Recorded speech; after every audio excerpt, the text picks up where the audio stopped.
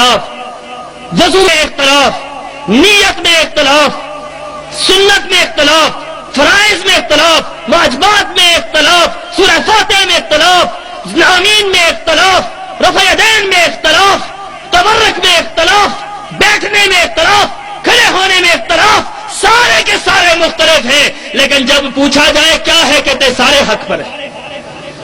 میں حیران ہوا، میں نکل کھڑا ہوا تحقیق کے لیے کہ تحقیق کرنی چاہیے کون حق پر ہے کون نہیں ہے، اور خدا کی قسم ہے میں یہ بات آپ سے کہہ دوں کہ جو شخص نیوٹرل ذہن کر کے صاف ذہن رکھ کر جو تحقیق کے لیے نکلتا ہے، میرا ایمان ہے کہ اس کی منزل اہل حدیث پر آ کر رک جاتی، وہ اہل حدیث بن جاتا۔ اب میں گیا دیوبندی علماء کے پاس، اپنے خاندان کے بڑے بڑے علماء ہیں ان کے پاس گیا، دیوبندی علماء کے پاس جاتا، ادھر سے اہل حدیث علماء کے پاس آتا، ان کے دلائل لیتا، ادھر آتا، ان کے دلائل لیتا، ادھر جاتا۔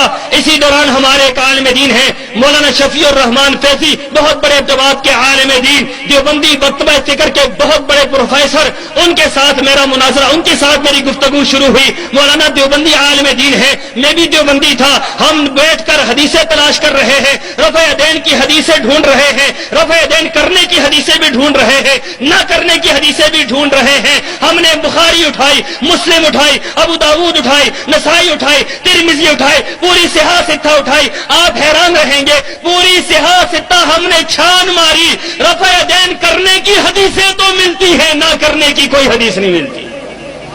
حیران ہو گئے کہ ہمیں اپنا مسلک تو نظر ہی نہیں آ رہا۔ رات کو سو گئے، کہنے لگے بھائی صبح تلاش کریں گے۔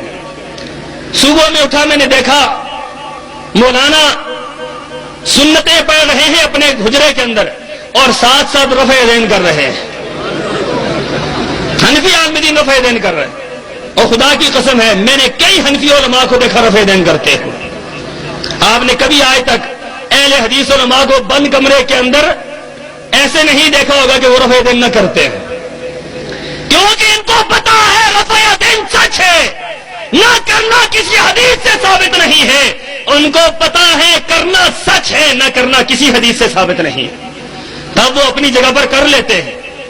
ایک حنفی عالم دین جو میرے استاد تھے، مجھے کہنے لگے میں کبھی کبھی رفع یدین کرتا ہوں لیکن اپنے کمرے میں کرتا ہوں۔ میں نے کہا استاد جی باہر کیوں نہیں کرتے؟ کہتے ہیں لوگوں کا کیا کریں، لوگ بڑے پریشان کرتے ہیں۔ میں نے کہا استاد جی یہ بات بتلائیں کہ آپ سورہ فاتحہ امام کے پیچھے پڑھتے ہیں؟ کہنے لگے یہ بات بتلانا کسی کو نہیں، میں کبھی کبھی سورہ فاتحہ بھی پڑھ لیتا ہوں۔ میں نے کہا حضرت وہ کیسے؟ کہتے ہیں اس وجہ سے کہ اگر کل اللہ نے کہہ دیا تمہاری کوئی نماز قبول نہیں ہے، سورہ فاتحہ نہیں پڑھی، میں کہوں گا اللہ یہ چند ہی نمازیں قبول کر لے جو سورہ فاتحہ کے ساتھ ہوئی۔ خدا کی قسم ان کو بھی یقین ہے اس بات کا، یقین ہے ان کو اس بات کا کہ کائنات کے اندر سب سے سچا مسلک اہل حدیث کا مسلک ہے، ان کو یقین ہے اس بات پر۔ اور میں نے دیکھا مولانا رفع یدین کر رہے، بڑا حیران ہوا۔ میں نے اٹھتے ہی سوال کیا، میں نے کہا مولانا آپ رفع یدین؟ کہتے ہیں بھائی اوپر جا کر نماز پڑھتے ہیں، واپس آئیں گے پھر بات کریں گے۔ جا کر اوپر نماز پڑھائی مولانا نے، مسجد کے اندر کھڑے ہوئے وہاں پر نماز پڑھائی۔ میں پہلی صف میں کھڑا ہوں، میں دیکھ رہا ہوں کہ مولانا الدیس ہو گئے، اللہ خیر کرے۔ اب میں الدیس نہیں تھا، میں نے رفع یدین نہیں شروع کی، مولانا نے شروع کر دی ہے۔ اب میں نے دیکھا تو مولانا نے نماز پڑھائی، رفع یدین نہیں کیا، نیچے رفع یدین کے اوپر نہیں کیا۔ واپس آئے نیچے حجرے میں نے فوراً سوال کیا، میں نے کہا مولانا آپ نے حجرے کے اندر رفع یدین کیا ہے، اوپر رفع یدین نہیں کیا، ان دونوں میں سے کون سی نماز ٹھیک ہے، اوپر والی نیچے والی؟ کہنے لگے دونوں ہی نمازیں ٹھیک ہیں۔ میں نے کہا یہاں سے بیڑا غرق ہوتا ہے، یہاں سے نظام خراب ہوتا ہے، جو یہ کہتے ہیں سارے ٹھیک ہے، یہ کیسے ہو سکتا ہے؟ دن بھی ٹھیک ہے، رات بھی ٹھیک ہے، صبح بھی ٹھیک ہے، شام بھی ٹھیک ہے، اندھا بھی ٹھیک ہے، بینا بھی ٹھیک ہے، نابینا بھی ٹھیک ہے، لنگڑا بھی ٹھیک ہے، ٹانگوں والا بھی ٹھیک ہے۔ یہ عجیب مسئلہ ہے، سارے ٹھیک، سارے کیسے ٹھیک ہو سکتے ہیں؟ ٹھیک وہی ہے جو رب کے قرآن کے مطابق ہو، نبی کی حدیث کے مطابق ہو، وہی صحیح ہو سکتا ہے، کوئی اور صحیح ہو سکتا؟ میں نے کہا مولانا یہ کیسی بات ہے، آپ نے کیسی بات کر دی؟ مجھے لگتا ہے کہ آپ اہل حدیث ہو گئے۔ مجھے کہنے لگے بھانجے کل سے یار سچی بات یہ ہے کہ کل سے ہم عدم رفع یدین کی حدیثیں تلاش کر رہے ہیں، پوری صحاح ستہ چھان ماری، عدم رفع یدین کی کوئی حدیث نہیں ملی صحیح۔ ایک حدیث عبداللہ ابن مسعود کی ملتی ہے وہ بھی ضعیف، ایک روایت ملتی ہے وہ بھی ضعیف ہے، کہنے لگے مجھے خوف پیدا ہوا کہیں اللہ کل یہ اعلان کر دے کہ جو لوگوں نے رفع دین نہیں کیا ان کی نماز قبول ہی نہیں ہے، لہذا آج کے بعد میں نے فیصلہ کیا ہے کہ میں سنتوں کے اندر رفع دین کروں گا تاکہ اللہ کے سامنے پیش کر سکوں، اللہ یہ قبول فرما دے۔ اور اس کا اثر پتہ ہے کیا ہوا؟ مولانا شفیع الرحمان فیضی جنہوں نے اس وقت رفع دین شروع کیا، اللہ کا فضل دیکھو، اللہ کا فضل، اللہ کا کرم دیکھو، مولانا خود تو اہل حدیث نہیں ہوئے، ان کی ساری اولاد کو اللہ نے اہل حدیث بنا دیا، ساری اولاد اہل حدیث ہو گئی۔ وہ کہتے ہیں ابو جی یہ کیا کرتے ہیں، کبھی رفع دین کرتے ہیں کبھی نہیں کرتے، ہم نے ہمیشہ ہی شروع کر دینا، ساری اولاد نے رفع دین کرنا شروع کر دی۔ تحقیق کا ہی دور ہے، کراچی میں چلے گئے، کراچی میں ہمارے بھائی ہیں، بہت بڑے دیوبندی عالم دین ہیں، مولانا ضیاء الدین شاہ، مصدر العلم والادب 1300 صفحات پر مبنی کتاب لکھی، اس کتاب کے اندر اہل حدیث کو انہوں نے رافضی قرار دیا، شیعہ قرار دیا، اہل حدیث کو کہا یہ شیعہ سے بدتر ہے، اس کتاب کے اندر مولانا نے لکھا، اس قدر متعصب عالم دین ہے۔ مولانا کے پاس میں چلا گیا، ایک بندہ آیا سوال پوچھتا ہے طلاق ثلاثہ کا، بھی مولانا سیف اللہ صاحب بھی بیان فرما رہے تھے، یہاں پر بڑی دنیا پھنستی ہے طلاق کے مسئلے پر۔ اہل حدیث کا مسلک یہ ہے جو شخص ایک محفل کے اندر 3 طلاقیں دیتا ہے وہ ایک ہی ہوتی ہے، کتنی ہوتی ہے؟ ایک ہی ہوتی ہے۔ کیا دلیل ہے اس کی؟ جہاں صحابی فرما رہے ہیں، مسلم شریف کے اندر روایت موجود ہے، عبداللہ ابن عباس فرماتے ہیں کان الطلاق علی عہد رسول اللہ، رسول اللہ کے زمانے میں، حضرت ابوبکر صدیق کے زمانے میں، عمر فاروق کے زمانہ میں 2 سال تک جو شخص 3 طلاقیں دیتا تھا وہ ایک شمار ہوتی۔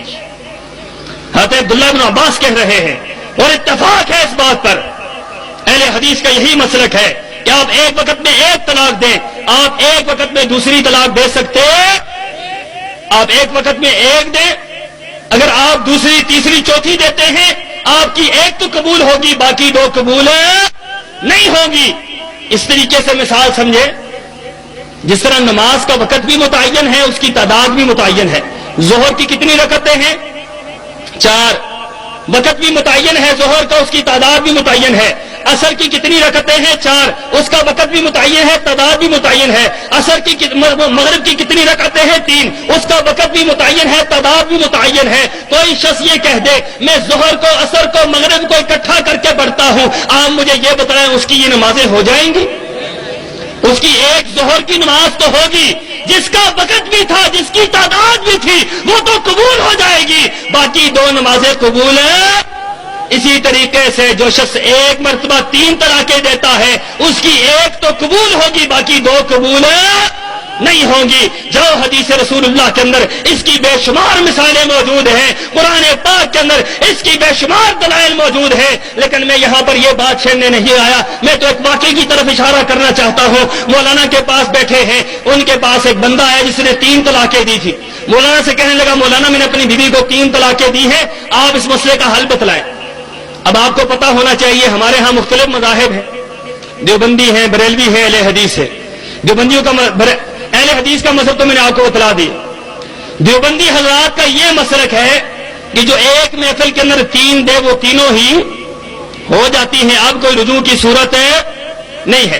بریلوی کہتے ہیں کہ 3 جو یکمشت دے اس کے بعد حلالے کے ذریعے رجوع کیا جا سکتا ہے، یہ بریلوی یہ مشورہ دیتے ہیں، ہم نے اس سے پہلے دیوبندیوں کو یہ مشورہ دیتے ہوئے نہیں سنا تھا، ہماری کتابوں میں بھی یہی ہم نے پڑھا اور یہی چیز ہم نے دیکھی بھی۔ مولانا کے پاس وہ بندہ ہے، اس نے کہا حضرت بتلائیں، مولانا سے کہا بھائی طلاق ہوگی، جاؤ ختم ہو گیا مسئلہ، اس نے کہا نہیں حضرت خدا را میرا گھر برباد ہو گیا ہے، مجھے آپ اس کا حل بتلائیں۔ انہوں نے کہا اچھا اس طرح کرو، جاؤ جا کر حلالہ کروا لو۔ دیوبندی عالم دین حلالے کا مشورہ دے رہا ہے، میں نے روک دیا، میں نے کہا حضرت آپ اس کو حلالہ کا مشورہ دیتے ہیں، یہ حلالہ کروانے جائے؟ میں نے کہا رسول اللہ کی حدیث ہے، حلالہ کرنے والے کروانے والے پر میرے نبی نے لعنت بھیجی ہے۔ میں نے کہا حضرت لعنت ہوتی ہے جو حلالہ کرتا ہے کرواتا ہے، ان پر میرے نبی نے لعنت بھیجی ہے۔ مولانا نے کیا بات کہی، بڑی عجیب بات کہی، حنفی عالم دین نے بڑی عجیب بات کہنے لگے بھائی لعنت تو ہو جائے گی، آپ کی بات ٹھیک ہے لعنت تو ہو جائے گی لیکن بیوی بھی تو حلال ہو جائے گی نا۔ یہ ایک نیا مذہب نکلا بیچ میں سے، میں حیران ہو گیا مولانا کی اس بات سے۔ میں نے کہا یہ دیکھو خود نہیں بدلتے قرآن کو بدل دیتے ہیں، خود نہیں بدلتے، قرآن کو بدل دیتے. کیسا فقیحانہ انداز ہے ان کا. یہ ان کی فقہ، یہ ان کے ہیلے ہیں، یہ ان کا طریقہ کار ہے، یہ ان کی حدیث رسول اللہ سے محبت ہے. میں نے کہا حضرت مذاق نہ کریں، آپ اس طرح کریں کہ ان کو اہل حدیث کے پاس بھیجیں، کم از کم ان کا ایمان تو بچ جائے گا نا، ان کی عزت تو بچ جائے گی. میں اہل حدیث نہیں تھا اس ٹائم، لیکن میں نے کہا حضرت ان کے پاس بھیجیں. کہنے لگے اہل حدیث کے پاس نہیں بھیجنا. میں نے کہا جی کیوں؟ آپ بریلویوں کے پاس جانے کے لیے بھیجنے کے لیے تیار ہیں، اہل حدیث کے پاس کیوں نہیں بھیجتے؟ کہنے لگے مفتی ولی حسن ٹونکی صاحب جو مفتی اعظم پاکستان تھے، بہت بڑے عالم دین تھے حنفی، ان کے بارے میں کہنے لگے کہ مولانا کے پاس ہم پڑھ رہے تھے تو مولانا نے ہمیں ایک بات کہی، کوئی میرا شاگرد شیعہ ہو جائے دکھ نہیں ہوتا، بریلوی ہو جائے دکھ نہیں ہوتا، کوئی مرزائی ہو جائے دکھ نہیں ہوتا، اہل حدیث ہو جائے بڑا مجھے افسوس ہوتا. ہم نے پوچھا حضرت وہ کیوں، وہ کیسے؟ کہنے لگے کوئی بریلوی ہو جائے تو وہ کیا کرے گا، زیادہ سے زیادہ حلوہ کھانا شروع کر دے. ان کا مذہبی کھانا کھلانا ہے، کھاؤ پیو مر جاؤ، بات ختم ہو گئی. کوئی جی گیا پھر بھی کھانا، کوئی مر گیا پھر بھی کھانا، اور تو ہے ہی کچھ نہیں اس مذہب کے اندر. اس مذہب کی بنیاد، اس مذہب کی ابتدا انتہا کھانے پر ہے اور کچھ بھی نہیں ہے. کھانا اس مذہب سے نکال دو، پیچھے کچھ بھی نہیں بھائی.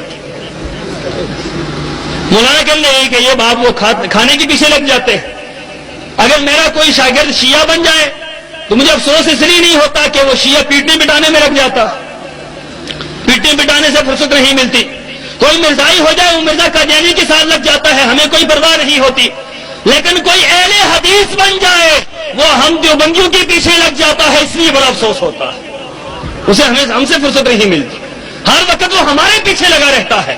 میں نے کہا حضرت خدا اس طرح نہ کریں، آپ اس کو اہل حدیث عالم دین کے پاس بھیجیں. رب کعبہ کی قسم ہے، مسجد کے اندر ایک کمرہ مختص کیا گیا اور تبلیغی جماعت کے ایک شریف آدمی کو لایا گیا، تبلیغی جماعت کے ایک شریف آدمی کو، اور تعارف یہ کروایا گیا یہ تبلیغی جماعت کا بندہ ہے، بہت شریف آدمی ہے، چلہ بھی لگا ہے، دسواں بھی لگا ہے، اس نے سال بھی لگایا ہے، یہ تمہاری بیوی کا حلالہ نکلوائے گا. اب اندازہ لگاؤ تبلیغ جماعت والوں سے کیا کام کروا رہے ہیں. یہ بیچارے شریف سادے لوگ بستر اٹھانے والے، ان سے یہ کام کرواتے ہیں. اب اس کو جو ہے مسجد کے اندر کمرہ مختص کیا گیا، مسجد کے اندر حلالہ نکلوایا گیا. اس مسئلے نے مجھے ہلا کر رکھ دیا، ہلا کر رکھ دیا کہ دیکھو یہ کیسے لوگ ہیں جن کا نظریہ اور ہے، عقیدہ اور ہے، مسئلہ اور ہے، بیان اور ہے، کردار اور ہے، ظاہر اور ہے، باطن اور ہے. اپنے مسئلے کے لیے یہ حلال کو حرام کہتے ہیں، حرام کو حلال کہتے ہیں. عجیب ان کا سلسلہ ہے. اس مسئلے نے مجھے پریشان کیا. کراچی ہی کے اندر مفتی ظفر علی خان صاحب بہت بڑے عالم دین ہیں، میں نے ان کے پاس دورہ تفسیر پڑھا، کئی مرتبہ پڑھا. وہاں پر امین صفدر و کاردی کے ساتھ میں نے وہاں پر مناظرے بھی پڑھے. وہاں پر مولانا کے سامنے تفسیر پڑھ رہے تھے. مولانا نے ایک عجیب بات کہی جس کا آج تک مجھے حل نہیں ملا. مولانا سے کسی شاگرد نے پوچھا مفتی ظفر علی صاحب یہ بات آپ بتلائیں کہ یہ تقریر جو ہے 4 ائمہ کی یہ قرآن سے ثابت ہے؟ 4 ائمہ کی تقریر قرآن سے ثابت ہے؟ انہوں نے کہا ہاں قرآن سے ثابت ہے، میں قرآن سے ثابت کرتا ہوں. اب ہم حیران رہ گئے. کل میں ہماری چلنی شروع ہوگی کہ اب وہ آیت نوٹ کریں جس سے 4 اماموں کی تقلید ثابت ہوتی ہے. انہوں نے کہا نوٹ کرو آیت، قرآن کی آیت انہوں نے پڑھی، اولا لک فاولا ثم اولا لک فاولا. کہنے لگے پہلے اولا سے مراد حنفی، دوسرے سے شافی، تیسرے سے مالکی، چوتھی سے حنبلی. لو 4 اولا لک ہیں. چاروں ائمہ کے مذاہب کو میں نے قرآن سے ثابت کر دیا. میں اٹھ کر کھڑا ہو گیا. مفتی صاحب کے ہاں سوال کی ممانعت تھی. آپ کو پتا ہونا چاہیے، تجربہ کر کے دیکھ لیں، ان حضرات کے ہاں سوال کی اجازت نہیں ہوتی. ہمارے ہاں آپ سوال کر سکتے ہیں لیکن ان کے ہاں سوالوں کی اجازت نہیں ہوتی. جو سوال کرے اس کو گستاخی کہتے ہیں. میں کھڑا ہو گیا، میں نے کہا حضرت یہ کیا کہتے؟ بیٹھ جاؤ بیٹھ جاؤ، جو میں نے بیان کر دیا وہی تھا، مجھے سوال نہیں کرنے دیا. میں حیران ہو گیا. میں نے کہا یہ دیکھو قرآن کو کس طرح بدلتے ہیں. یحرفون الکلمہ عن مواضعہ. ہم سنتے تھے یہودی اللہ کی آیات کو بدلا کرتے تھے، ہم سنتے تھے عیسائی اللہ کی آیات کو بدلتے تھے. ہم نے آج دیکھا لوگ اپنے آپ کو مسلمان کہتے ہوئے قرآن کی آیات کو بدل رہے ہیں. کس طرح قرآن کی آیت کو بدلا ہے، کس طرح قرآن کی آیت کی غلط تعویل کی ہے، غلط تشریح کی ہے، غلط ترجمہ کیا ہے. اسی انداز سے ایک اور مسئلہ پیش ہوا. تحقیق کر رہا ہوں بخاری شریف پڑھ رہے تھے، بخاری کے اندر حدیث موجود ہے، جو شخص اپنے بچے کو اٹھا کر نماز پڑھے اس کی نماز ہو جاتی ہے، اس کی نماز ہو جاتی ہے۔ حضرت ابی امامہ کو اٹھا کر رسول اللہ صلی اللہ علیہ وسلم نے نماز پڑھی، اپنی نمازی کو اٹھا کر نماز ہو جاتی ہے۔ یہ اہل حدیث پر اعتراض کرتے ہیں، یہ حدیث پیش کر کے اہل حدیث پر اعتراض کرتے ہیں لوگ، کہتے ہیں اہل حدیث جب حدیث کو مانتے ہیں تو پھر بچوں کو اٹھا کر نماز پڑھیں۔ اور ان کا عجیب مسلک ہے، فتاوی عالمگیری کے اندر، در مختار کے اندر، رد المختار کے اندر میں نے یہ مسئلہ پڑھا، وہاں پر لکھا ہوا تھا کوئی آدمی اپنے بچے کو اٹھا کر نماز پڑھے اس کی نماز نہیں ہوتی۔ مجھے یہ بتاؤ اللہ کے رسول کی نماز ہوئی ہے یا نہیں ہوئی؟ نبی پاک بچہ اٹھا کر نماز پڑھ رہے ہیں، یہ کہتے ہیں نماز نہیں ہوتی۔ اور اس سے بڑھ کر ایک اور عجیب مسئلہ یہ، ویسے فقہ عجوبوں سے بھری پڑی ہے، میں اس میدان کو نہیں کھولنا چاہتا، میں صرف وہ واقعات سامنے رکھنا چاہتا ہوں جو مجھے پیش آئے ہیں۔ وہاں پر یہ مسئلہ ہم نے پڑھا، در مختار کے اندر یہ مسئلہ پڑھا کہ کوئی شخص اگر کتے کے بچے کو اٹھا کر نماز پڑھے تو اس کی نماز ہو جاتی ہے۔ حیرانگی کی بات، اپنے بچے کو اٹھا کر پڑھو نماز نہیں ہوتی، کتے کے بچے کو اٹھا کر پڑھو نماز ہو جاتی ہے۔ عجیب محبت ہے کتوں سے، عجیب محبت ہے۔ اور ساتھ باقاعدہ آداب لکھے ہیں، آداب، علماء موجود ہیں، پوچھیں ان سے کہ باقاعدہ کتے کو اٹھانے کے آداب لکھے ہیں۔ انہوں نے کہا جب کتے کو اٹھا کر نماز پڑھو تو اس کا منہ باندھ لو، منہ باندھ کر نماز پڑھو۔ میں نے کہا حضرت منہ کیوں باندھنے کا حکم ہے؟ کہنے لگے منہ اس لیے باندھنے کا حکم ہے کہ کتے کو منہ چاٹنے کی عادت ہے، نماز میں کہیں یہی کام نہ شروع کر دے، لہذا منہ اس کا باندھ لو۔